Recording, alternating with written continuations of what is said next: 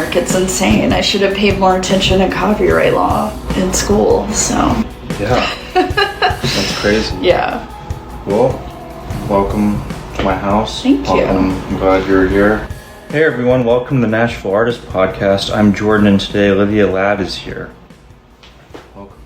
Thank you. I'm excited to be on the pod. Yeah. So where are you from? I'm originally from Mississippi. My family is all kind of from the coast. I grew up in Jackson, the capital. And then I came to Tennessee like 8 years ago to go to school at MTSU. And I've been in Nashville since like 2017, even though I was working here before then during college and stuff. So, yeah. Okay, cool. So Jackson, Mississippi. Yeah.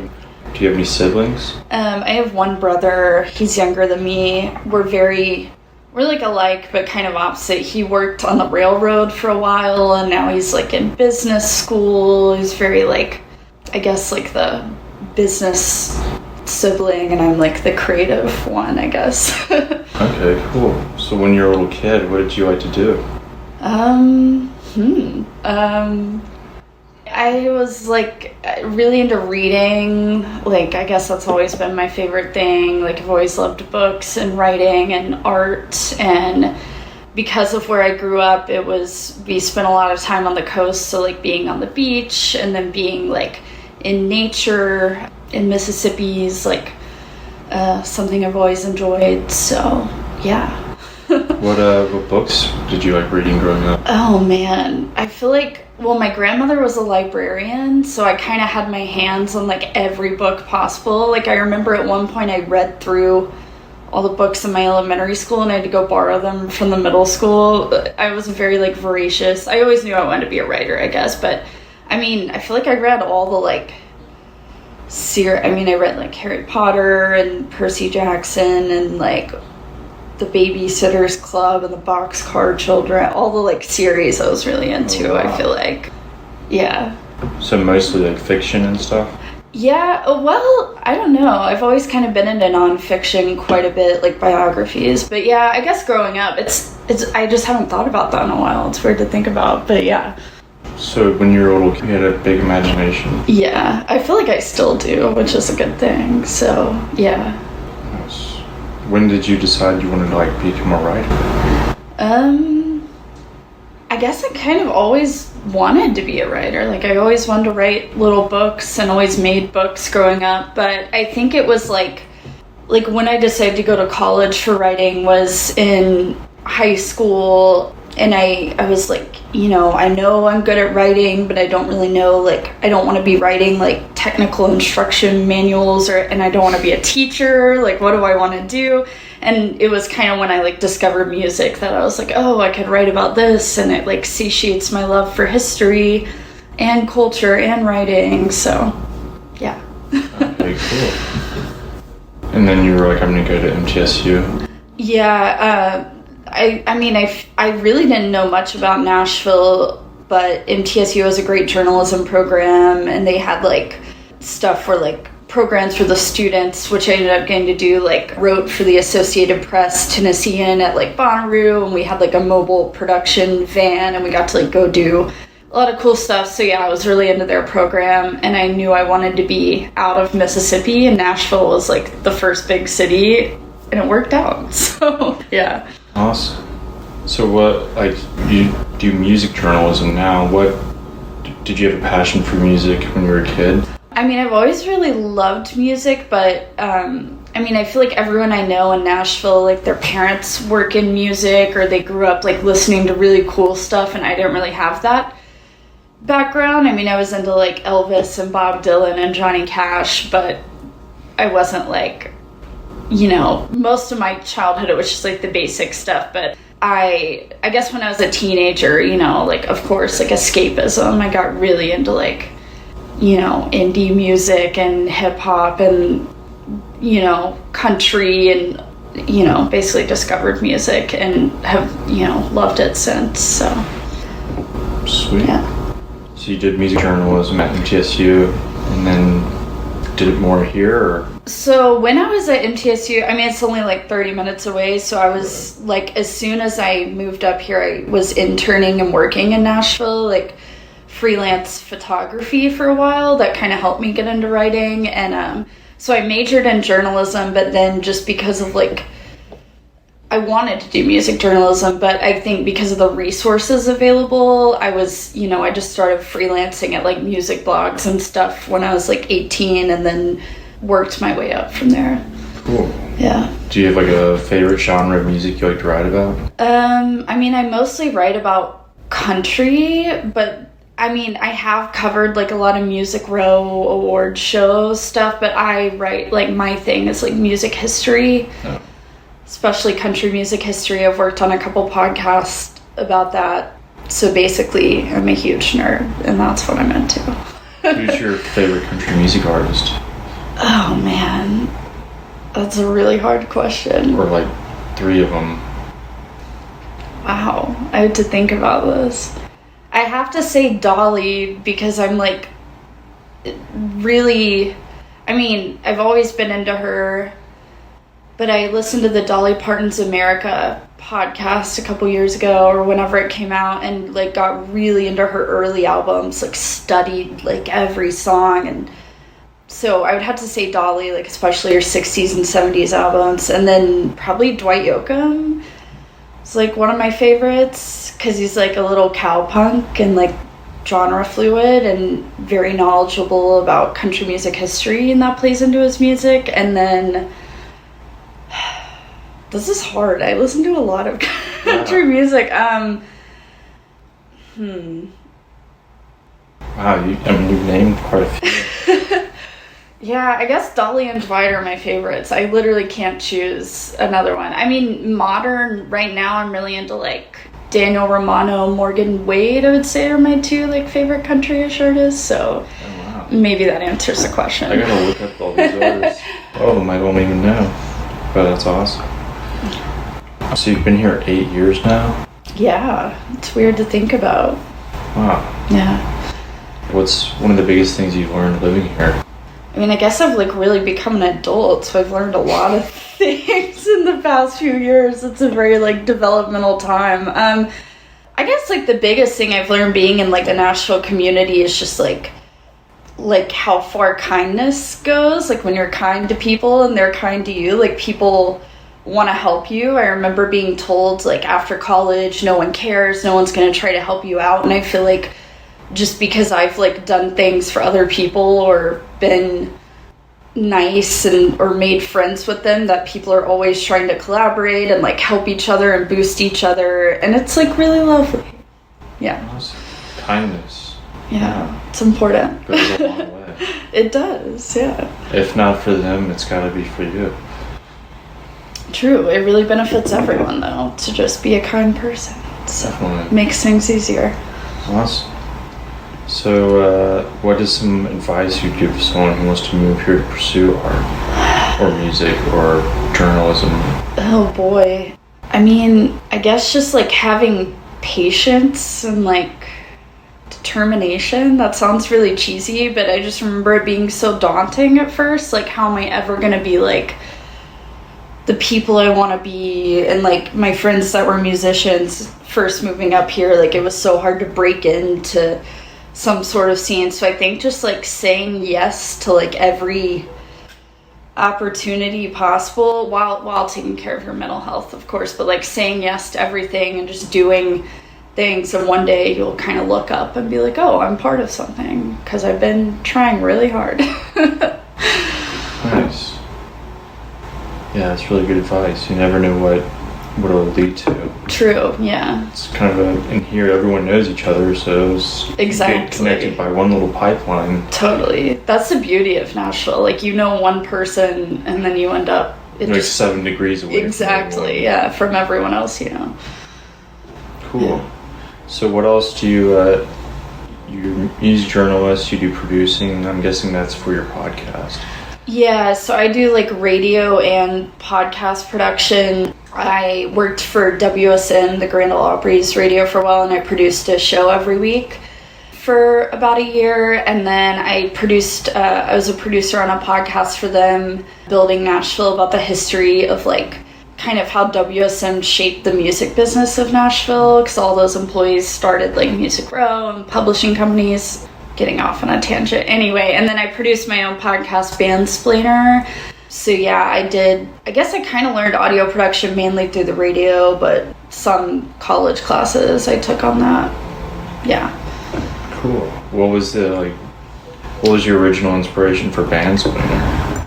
I had the idea for a while because I guess I was in college at the time when I came up with the idea, because I was always like I feel like at parties, like someone will be like, oh, I never really got into My Bloody Valentine. And I'm like, hold up, like, let's have a talk. And then I end up like mansplaining, but it's me. So it's like bandsplaining to someone, not in an annoying way. I just love engaging in that like conversation. So I was like, oh, what if I like recorded this stuff and put it on a podcast? Like all my friends know so much about music.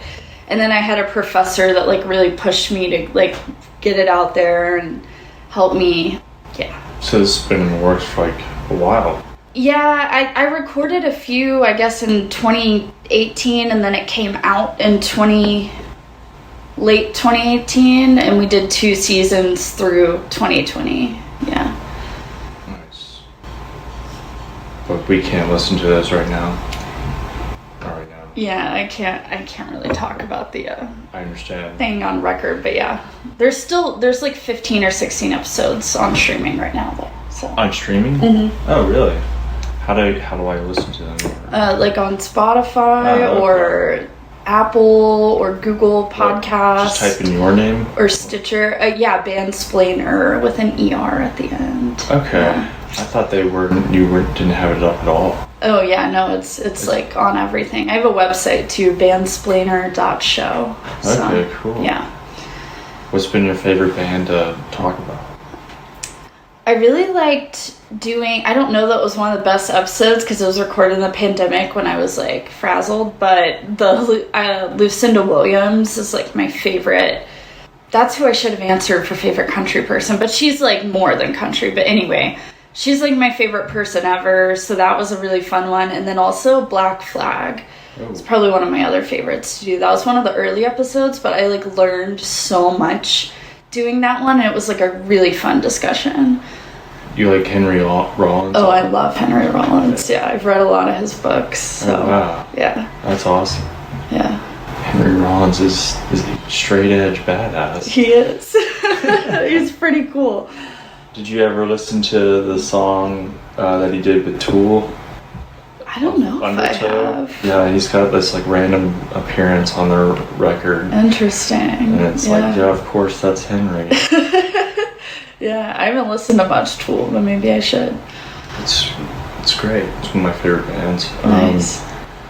Anyways, Black Flag, what made you like, why do you like Lucinda Williams so much? You said you like her as a person. Like, what is it about her? Well, I love her songwriting. I think she's like one of the, I guess, like, you know, inventors of Americana. Like her album Car Wheels on a Gravel Road was like right before the Oh Brother Where Art Thou soundtrack. It was 3 years before that, which is kind of like the advent of Americana as a genre. Like the Americana Music Foundation was founded in 2001, kind of when this whole scene of like people that were outside of country and blues and folk kind of converged. So anyway, I really like that she's such a big part of that, because that's kind of my favorite music.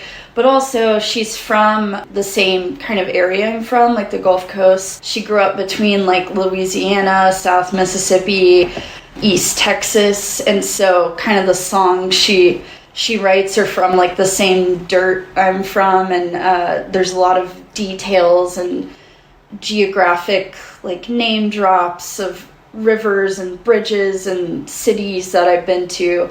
But I love her as a songwriter because she's incredibly vulnerable, and she also writes about very like simple, mundane things and processes her feelings through that. Like she has a lyric about like a cat sitting on a windowsill, or like you know, she writes these very simple songs in a very poetic way. Her dad was a poet, and you can really see that in her music. It's very Southern Gothic, which is like my whole thing. So I really love her. Yeah. And then what about Black Flag? So before I was into country, I was into punk, and I still am. But like when I was a teenager, I was like really into punk. So like early punk, proto-punk stuff, CBGB, Patti Smith, the Ramones, all that. But then I got really into like Black Flag, Butthole Surfers, like bands like that, and I still listen to them quite a bit. So yeah. Do you like the Clash? Oh, I love the Clash. Yeah, they're one of the few like non-corny political punk bands, which is like very hard to do. Non-corny, political. What about the Police? I guess they're not as much of a punk band. I mean, they're fine. I'm just like, I've never really gotten into them. No worries. I love The Clash. It's like my second favorite 80s band. Ugh, they're so good. They're amazing. Yeah. Cool. So you also do social media for Country Queer? Yeah.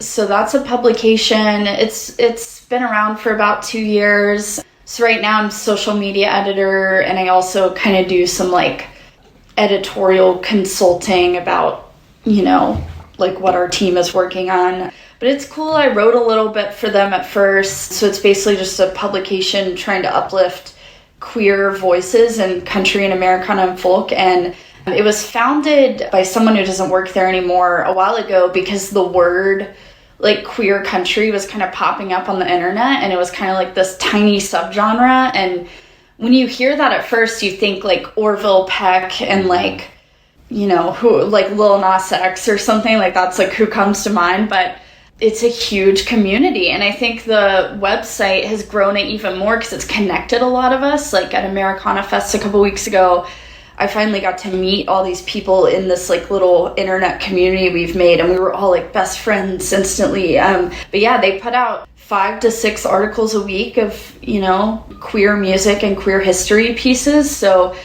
I just never knew how big of a genre it was, and it is a huge thing. There's a ton of LGBTQ people making country and Americana, and I think country is at a point of like a reckoning where a lot of people are like, we can't keep going on the way we have been. And so, you know, the gatekeepers, the powers that be are noticing, and while maybe they aren't doing it the best way, a lot of queer people and people of color and Black people in country are kind of sneaking in right now into the well-deserved spotlight, you know, despite the closed borders of that genre. But it's been really cool to watch the amount of queer musicians that have like come forward and like met each other through that. So nice. I just went on a long rant, but it's a cool thing. What this is about. Please feel free to rant as much as you want. Cool. I'm trying to ask questions to get you to spill your... I'm usually on the other side of the interview. Yeah, I know. This is weird. I'm like, she might say yes or no to that. Don't ask that. Okay, cool. Well, I'm trying to like figure out, so you do social media, you music journalism, producing. Is there anything else I'm not? I work for a label right now. Yeah. Like I social media manage for an artist. So it's Cleft Music, which has been around for a while, put out like Chelsea Crowell's albums and stuff like that. But we are, so the artist I work with is Lonnie Hutchins, Sr., and his son, Lonnie John Hutchins, who owns Cleft, is bringing back an imprint of his father's label from the 80s, so Appalachia Record Co. So I'm working, his dad's record is the first one we're putting out this December. And he was the former manager of the House of Cash, like publishing company for Johnny Cash. So he like lived on the Cash's land and was there during 1972 to 1978, which is like peak outlaw era.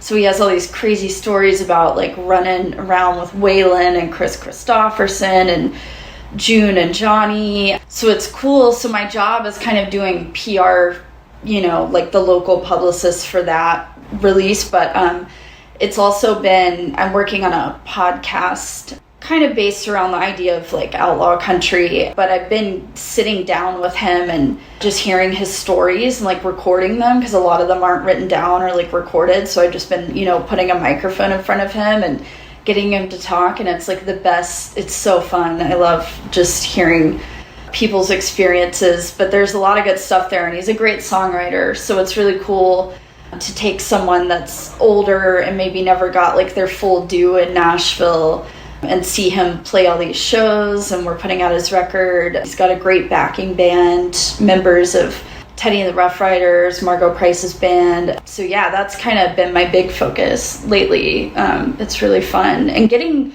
to work on the label side. I've like interned at a label and stuff, but music journalism, there's like limits to, you can't write about everyone. There's only so much you can do. So getting to actually like directly help an artist, I like, feels impactful a little bit, at least. Yeah.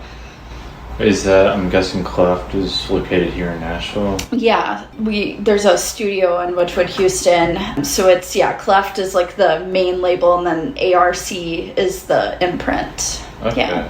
How long have they been around? Cleft has been around 10, 15 years, okay. maybe. And there have been some like breaks and releases, kind of been release by release. But ARC, we're kind of gearing up to do a lot of releases in the next year or two, which is awesome. It's all kind of outside the line outlaw country stuff. Yeah. So, yeah. Outlaw country.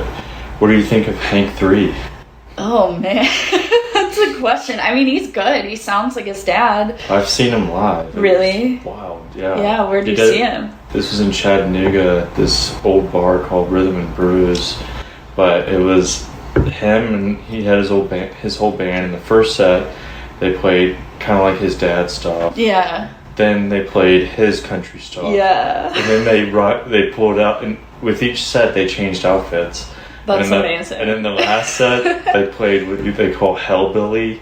Okay. And they wear like bandana masks, and then they were just playing like speed metals. Like, it was just like insane. Honestly, that's interesting, because I've been trying to make goth country like more of a thing, or make people refer to it as goth country, and like that could be a variation of that. Like metal country is not far off. It was intense as hell. That's amazing. I've never seen him live. I mean, I've like listened to some of his stuff. He does his thing, but I am a huge fan of Johnny Knoxville. We have the same birthday. Like I think he's amazing. He's like truly an artist, a martyr of our generation.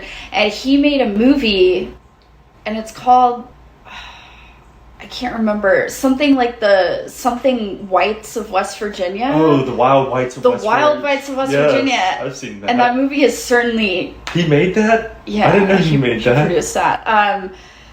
Movie is certainly a look into a very specific part of American culture that country music could learn a lot from, because they're out here pandering this party lifestyle and this like labor, working class thing. And that movie is like a stark view of like what that life is really like. And it's not pretty. Anyway, Hank 3 loves that family. He's like best friends with them. So he goes and stays with them, plays music with them.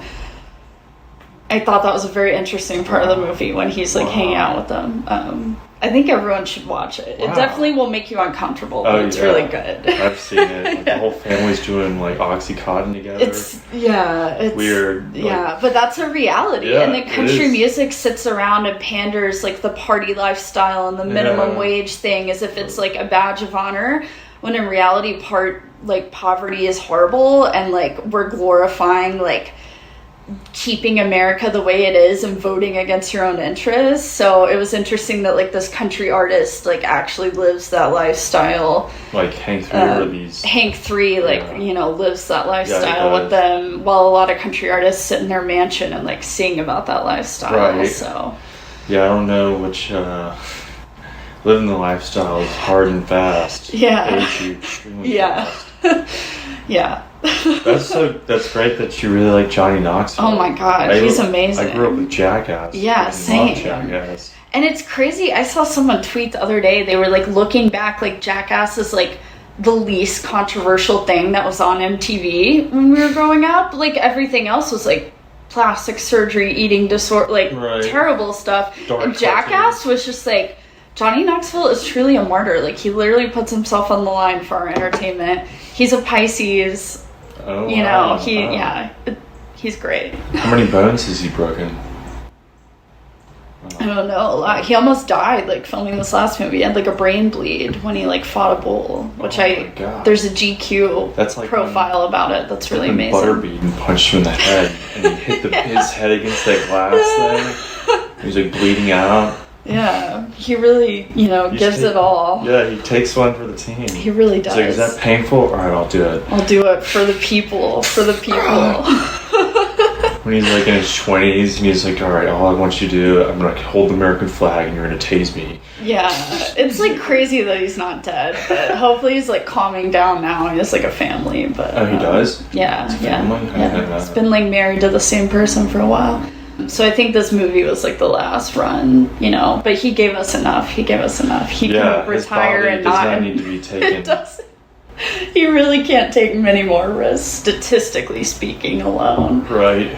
I mean, when he, in that one episode, or that one movie where he tries to ride the rocket over the lake, that almost killed him because, like, exploded. And it, yeah.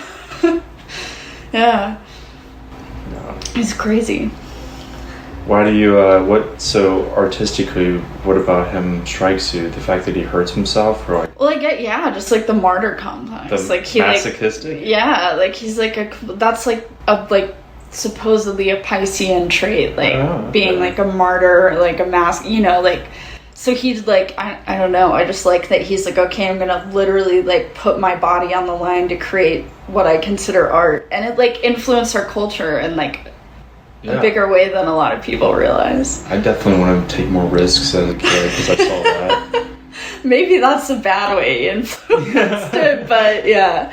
I mean, it was fun. Yeah. Do you know anything about Francis Bacon art? I've heard the name. Okay. I don't know if I do. He's super masochistic. Okay. And it comes out in his artwork.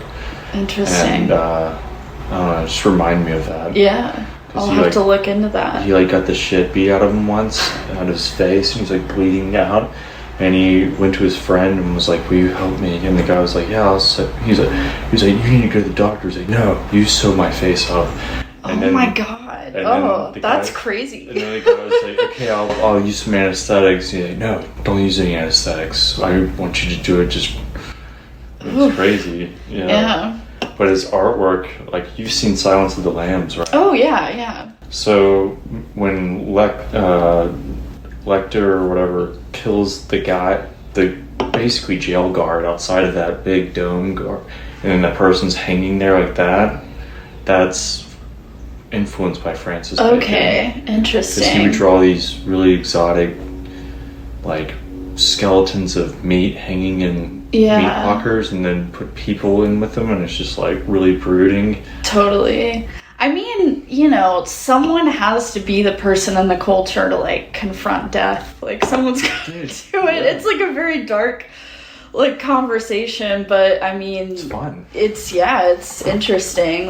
Not everything can be flowers and rainbows. So no, it's almost almost puts me more at ease to see something dark. No, totally. Yeah, I mean, I'm very into if someone's be happy, I'm I'm not always happy, but I'm always enjoying life. Yeah. So I'm and I think you can enjoy it more when you accept that part of it. But yeah, I feel film wise, I'm kind of into.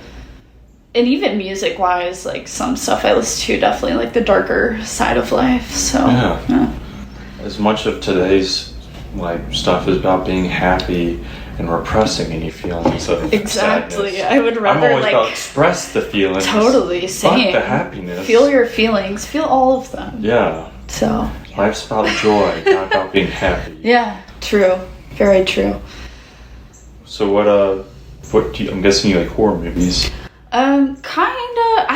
I didn't become a movie person until a couple years ago, really. I really didn't know a lot about movies, but I watched, there were a few movies that I was oh wait, not every movie is some superhero blockbuster. Like, I'm into like cool stuff now. I don't know. I really love like Joan Crawford old movies. So like Johnny Guitar, like first like feminist Western movie.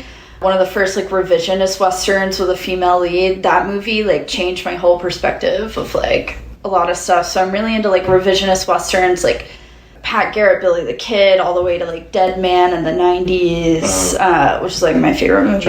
Johnny Depp. Didn't Johnny Greenwood do the Neil Young did the who's soundtrack. My number one favorite of all time. Oh, I could talk Neil Young all day, but yeah, it's so sparse and like it's just him and his guitar, like watching it as it happens. Anyway, it's beautiful. So I got really into like stuff like that, and there's one I can't remember the name of. It's a German Western filmed in the early 70s, and Cannes did the soundtrack, and it's super dark but like psychedelic at the same time. Love stuff like that. But yeah, I am into like horror, but not like cheesy like slasher horror. Like I'm into like I love like vampire movies. Like Bram Stoker's Dracula, Near Dark, Catherine Bigelow. She was like the first woman to get Director of the Year at the Golden Globes or Oscars or something. I really like The Lost Boys and Kiefer. Yeah, just stuff like that I'm really into. That Dracula movie, is that the one with Gary Oldman? It's the one in the 90s with Johnny Depp and Winona Ryder. Yeah, it's really good. Very theatric. It's like amazing. I don't know if I've seen it. You should watch it. Who plays Dracula? Johnny Depp? Yeah, I think. Yes. Really? Wow. No, he doesn't play Dracula. It's like... No, I can't remember. Because there's that Keanu Reeves Dracula movie. There is that with one Gary too, Oldman. Which Gary is, Oldman's pretty terrifying. Yeah, yeah. Dracula. No, that is that one. Yes, yes. Okay. Keanu's in that one also. Yes. Okay. Yeah, I'm really into that. I feel like there's more, but I can't think of them at the moment. But yeah, I don't know. I just realized like Interview with a Vampire. I don't know. I like all that stuff. It's just interesting. And there's like a big like cultural. Like a lot of those movies were made in the 80s during the AIDS crisis. There's like a lot of like undertone of that in vampire movies, and like the more I watch, the more I realize that. So I'm like weirdly into that, I guess. So yeah, I'm not into slashers and stuff. I get really scared by that, but I love like dark, you know, thriller. Hills Have Eyes, Wicker Man, like 70s, 80s, like horror stuff. Yeah. Awesome. What books have you been reading lately?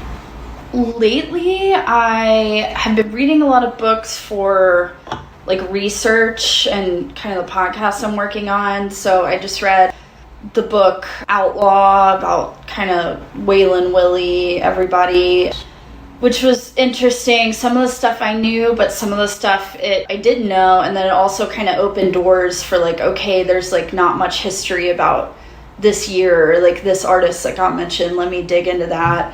I've been really into, for a while, like in college and after, most of the books I read are music biographies or like nonfiction. And I did just read the Johnny Thunders biography, which was really cool. I love New York Dolls. But I've been into fiction lately because I think I like let myself get back into it. Like it's like, oh, like you don't have to read some smart encyclopedia all the time. But one of my favorite writers is Melissa Broder. Like she had this Twitter account called So Sad Today Forever, and it was like anonymous. And then she came out like as the pen name or whatever, and she has a few books. She just put out a new one called Milk Fed and another one called Super Doomed. It's a collection of her poetry. So I just read those two, which were really great. She's a very like, it's definitely like millennial womanhood stuff, but she's very like stark and honest, which a lot of people aren't. So assertive. Yeah. I like that, stark and honest. Yeah, she is. She talks about stuff a lot of other people. Yeah, you don't meet a lot of people nowadays. It seems like that. I hate it when people say, "Let me be honest," or yeah, it's like you can just be honest, and also in a kind, always be honest. And in a kind way. You don't have to be brutally honest or say something that's going to hurt someone, but like just being like, "Hey, let's talk about this thing that no one wants to talk about." Like, yeah, and then gets it out of the way. And people are like, "Geez, Jordan," I'm like, "Well, I didn't know you wanted me to lie to you." Yeah, I didn't didn't know you wanted me to I thought I could not tell be you on. how I felt. I guess we're not that good of friends. Yeah, my mom is always like I do not have a problem holding back things, and maybe I should have more of a filter, but my mom will be like, tell me how you really feel. Like, that's what she always replies with, and I'm like, okay, I get it. Maybe I should tone it down. That's awesome. My grandmother was very assertive. I'd be like riding the back of the car, we're going to the gas station, my grandfather's pumping gas. I'm like, Grandma or Gramsy, can I get some candy? And she's just like, no.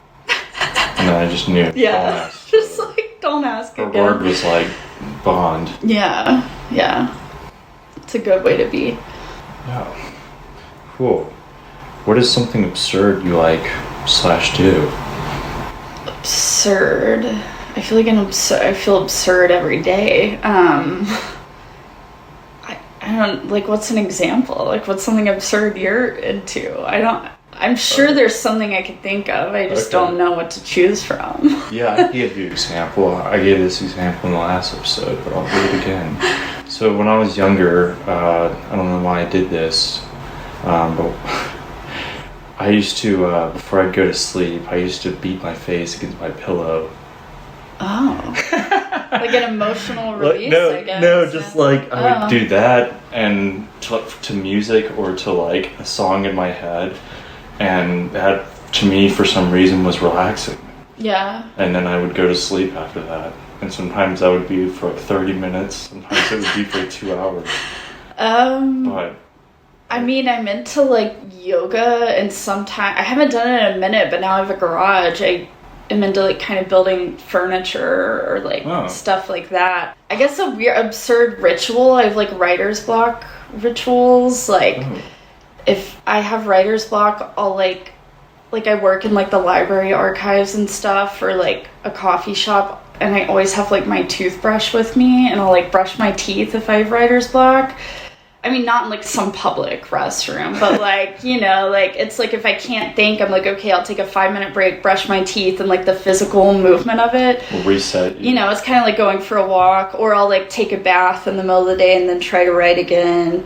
Or like I've tried like other writer's tricks where you like hold an unlit cigarette while you're writing just so your hand is doing something, and you like have to, I don't know, sometimes when I can't think, I try like absurd little rituals like that. Wow. So what do you like? What inspires you now? What do you find inspiration? For writing? For anything. For life. Anything? For life?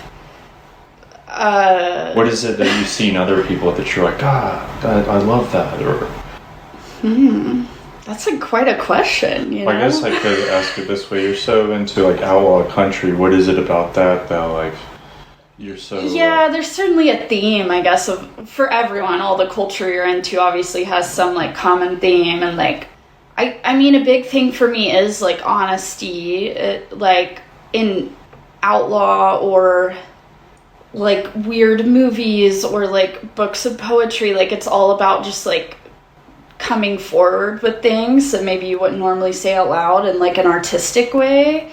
Cool. And I think just like being yourself, like I don't know, I grew up in like Mississippi where everyone was very sorority, fraternity, preppy Christian, so it was like I always was myself uncompromisingly, and it paid off. So I love seeing other people do that, or just people that are really determined and like have an artistic vision inspires me. Like all my friends I feel like are really ambitious, hardworking people, and that's really inspiring that I'm like around them and we can all like congratulate each other and help each other. So yeah. Awesome. I think that was a great answer. Yeah, I feel like in outlaw country people say how they feel maybe more or less in a brash way.